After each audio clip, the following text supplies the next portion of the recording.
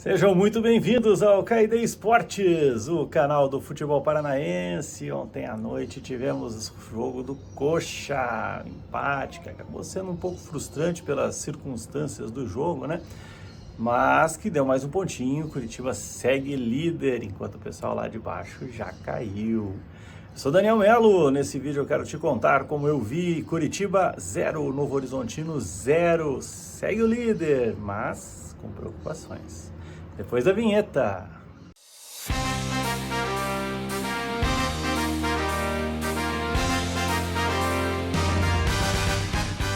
Bom, a gente fala do jogo, o jogo em si, o jogo que teve na mão do Curitiba, e por isso talvez tenha sido bastante frustrante aí a questão do empate. Mas antes eu queria contextualizar, né? Porque eu sei que muita gente não vai gostar aqui do que eu vou falar, mas primeiro é importante contextualizar. O Novo Horizontino não é um time que mata com a unha, tá? O time do Novo Horizontino é um bom time de futebol, vinha num trabalho muito longo, né? O Humberto Loser, que é um bom treinador de futebol, na minha opinião, chegou há pouco tempo, chegou acho que a segunda partida só dele, mas antes disso era um trabalho de mais de 2 anos, um trabalho consistente. Né? O Novo Horizontino é um time que disputa o Campeonato Paulista, que é sem dúvida o campeonato regional mais disputado do Brasil, se assemelha muito inclusive à segunda divisão, aí, talvez até um pouco melhor do que a segunda divisão em termos de dificuldade, por conta dos 4 gigantes que tem em São Paulo. E no Campeonato Paulista o Novo Horizontino foi bem demais, né? No grupo dele terminou em segundo, um pontinho só atrás do São Paulo. O São Paulo fez 19 pontos, ele fez 18 em 12 jogos, né? Uma pontuação excelente, uma pontuação altíssima, considerando que ele enfrentou na primeira fase Palmeiras, Corinthians, Santos, né? E outros gigantes lá de São Paulo.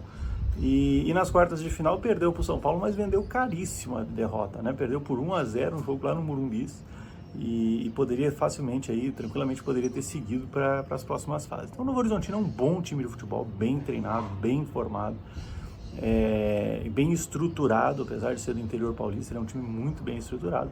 Esse foi o adversário que o Curitiba enfrentou, o adversário que nas últimas 2 temporadas terminou na 5ª colocação na Série B, só não subiu por detalhe, e que esse ano entra mais uma vez como candidato fortíssimo ao acesso, né?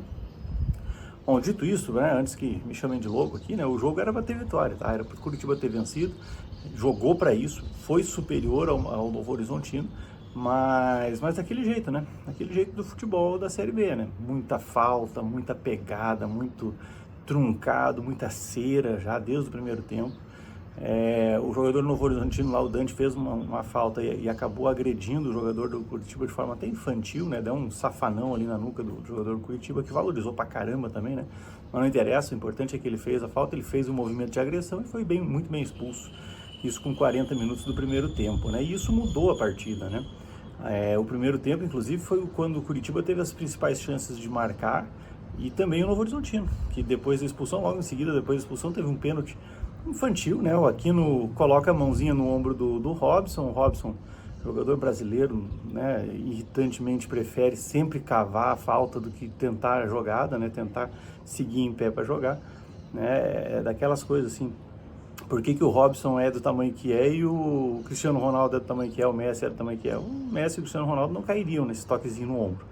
Mas o Robson é o Robson, ele caiu, a falta foi marcada dentro da área, pênalti, tá tudo certo. Ele mesmo cobrou, até, eu ouvi dizer que cobrou mal, eu não achei que ele cobrou mal, achei que ele cobrou até que relativamente bem.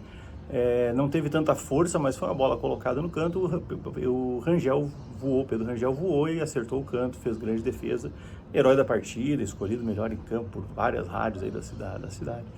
Tudo certo, né? Então o Novo Horizontino teve a chance nesse lance, principalmente nesse lance, acho que o único lance que o Novo Horizontino teve a chance, mas é um pênalti, é um lance que não tem como a gente diminuir, né? Então poderia sim o Novo Horizontino ter vencido com esse gol, até pela eficiência defensiva que mostrou.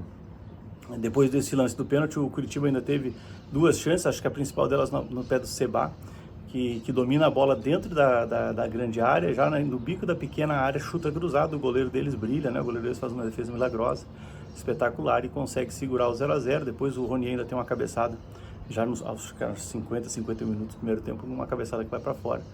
É isso, né? Primeiro tempo, realmente, um jogo de muito equilíbrio, né? E no segundo tempo, sim, a gente sentiu, né, o 10 contra 11, né, o 11 contra 10, no caso, o Curitiba com um a mais, foi sentido só no segundo tempo. O Humberto Loser não fez nenhuma substituição, movimentou apenas as peças dentro de campo, porque a estratégia dele não mudou, né, com um jogador a menos. Ele veio com a estratégia de se defender muito bem, partir em contra-ataques, e continuou dessa forma, né? Deixou o Friso posicionado mais à frente, o Robson, né, nas pontas, tentando dar velocidade, tentando escapar no contra-ataque. Aí a gente tem que dar o mérito para o Moser, né? O time do Curitiba, apesar de ter pressionado o jogo inteiro, deu pouquíssimas oportunidades, pouquíssimas brechas para que o Grêmio Novo Horizontino pudesse contra-atacar, né? Então o Novo Horizontino em nenhum momento teve chance de vencer o Curitiba no segundo tempo. O Curitiba, bem verdade, também não foi tão efetivo na frente, faltou criatividade, faltou triangulação, e aí é aquele negócio, né? O trabalho do Moser é bom, ele tem um trabalho consistente, o time já começa a mostrar a cara, taticamente começa a mostrar a sua cara, mas faltam peças, né? As peças do Curitiba são muito ruins, são muito fracas, e quando você tem peças de pouca qualidade, você tem dificuldade na criação, né? E foi o que vimos, criou poucas oportunidades, as poucas oportunidades também não foram tão efetivas, e no fim das contas o 0-0 acaba sendo justo, né? Acaba sendo um 0-0 de bom tamanho, pelo que foi a partida. Frustrante sim, pelo contexto, né, de estar jogando em casa, apoio da torcida, mais uma vez a torcida da Curitiba deu show, né? A torcida que nunca abandona, realmente é espetacular, estava lá em peso, né, fazendo muito barulho, apoiando muito. Deixou para criticar um pouquinho no final do jogo, mas foram poucas críticas também, poucas manifestações. Eu achei que a torcida do Curitiba deu o seu espetáculo.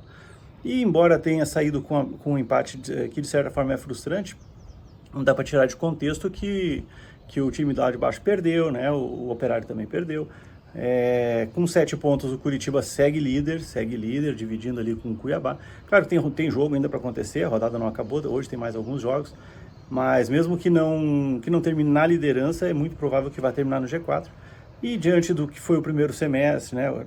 Eu falo primeiro semestre, mas ainda está no primeiro semestre. Diante do que foi o Campeonato Paranaense e a Copa do Brasil, positivaço, né? 7 pontos aí, nós projetávamos aí antes do campeonato começar que essas primeiras 3 partidas seriam muito difíceis. Vila Nova é um time que é candidato ao acesso, né? O jogo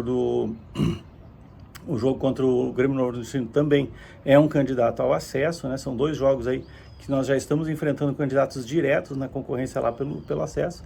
Então, somar 7 pontos foi sim um bom desempenho, e desempenho, é pontuação de quem vai subir, né? Se continuar nesse ritmo, vai conseguir o acesso, né? O difícil é conseguir manter esse ritmo. A gente sabe que o grupo é limitado, mas vamos lá, um jogo de cada vez, uma pontuação de cada vez, né? Agora vamos viajar, vamos fazer o jogo fora. Agora o Coxa viaja, no final de semana já tem mais um jogo duríssimo, né, contra o Remo, lá em Belém. Lá é muito difícil, a torcida do Remo é muito forte, né? O time do Remo, inclusive, vem de uma vitória em casa aí de 2-0 contra o América Mineiro, que é um grande candidato, um time candidatíssimo aí ao acesso, né, que foi finalista do Mineiro recentemente, passou pelo Cruzeiro, né, o todo poderoso Cruzeiro, com todos os investimentos milionários que foi feito, né? Então o Remo foi lá, meteu 2-0 no América Mineiro. É um time difícil, é um time duríssimo. É o tipo de jogo que o Moser vai ter que montar uma estratégia muito inteligente para tentar sobreviver a esse jogo lá e somar pontos, né? Somar pontos é importante, continuar somando pontos. O Campeonato Brasileiro da Série B é um campeonato muito difícil, muito disputado, e todo ponto é importante, né? Mesmo que não consiga a vitória lá em Belém, é importante que a gente consiga pelo menos trazer um pontinho na bagagem desse jogo contra o Remo. Beleza? Mas essa é a minha opinião. Agora eu quero ouvir a sua opinião. Deixa aqui a sua opinião. O que você achou do jogo? Qual que é o seu prognóstico aí para a próxima partida contra o Remo? Destaques. Quem não gostou da minha opinião, comenta aqui também. Também faz parte. O importante é que você não esqueça de curtir esse vídeo, de compartilhar com seus amigos, se inscrever no canal. Isso é importante para todos nós aí, beleza?